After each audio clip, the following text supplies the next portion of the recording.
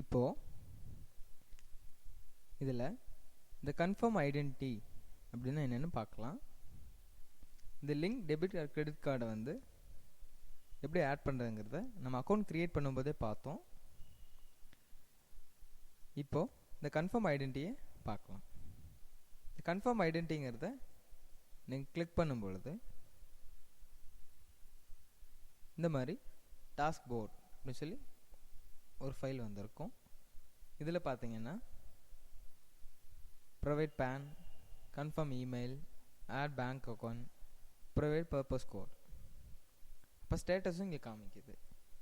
இப்போ இமெயில் மட்டும் நம்ம கன்ஃபார்ம் பண்ணியிருக்கோம், அதனால் கம்ப்ளீட்டில் இருக்குது. இப்போ பேன் கார்டோட நம்பர் நம்ம இங்கே கொடுக்கல, பேங்க் அக்கௌண்ட் ஆட் பண்ணலை, பர்பஸ் கோடும் இன்னும் கொடுக்கல. ஸோ அப்போது இதெல்லாம் ஸ்டார்ட்னு இருக்குது. ஃபஸ்ட்டு நம்ம பேன் கார்டு எப்படி இன்செர்ட் பண்ணுறங்கிறத பார்க்கலாம். இங்கே ஸ்டார்ட்னு இருக்கிற பட்டனை கிளிக் பண்ணணும். அப்போது இது போல் ஒரு பாக்ஸ் வரும்.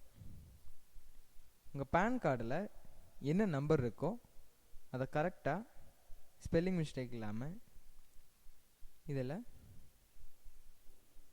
என்ட்ரு பண்ணிவிட்டு கண்டினியூ கொடுத்தீங்கன்னா உங்கள் பேங்க் அக்கௌண்ட் PayPal.com கூட ஆட் ஆயிரும். அடுத்து நம்ம பேங்க் அக்கௌண்ட்டை எப்படி ஆட் பண்ணுறது டைரெக்டாக? ஆட் பேங்க் அக்கௌண்ட் இதில் ஸ்டார்ட்னு இருக்கிற பட்டனை கிளிக் பண்ணும்போது இது போல் ஒரு ஃபார்ம் வந்து தெரியும். இப்போது நேம் ஆன் பேங்க் அக்கௌண்ட் இதில் பார்த்தீங்கன்னா பூபதின்னு நேம் என்ட்ரு பண்ணியிருக்கேன். இங்கே சக்தி வேலுங்கிறது அந்த பாக்ஸுக்கு வெளியில் ஆல்ரெடி இருக்குது. அதாவது நம்ம பேன் கார்டில் எப்படி இருக்கோ அது போல் தான் அக்கௌண்ட் க்ரியேட் பண்ணும்போது நேம் ஃபஸ்ட் நேமில் நம்மளோட பேரும் லாஸ்ட் நேமில் ஃபாதர் நேமும் கொடுத்துருப்போம். அந்த நேம் தான் இங்கே ஆட்டோமேட்டிக்காக வந்திருக்கு. இது ப்ராப்ளம் இல்லை. இந்த அக்கௌண்ட் நம்பர் அப்படிங்கிற காலத்தில் உங்களோட பேங்க் அக்கௌண்ட் நம்பரையும்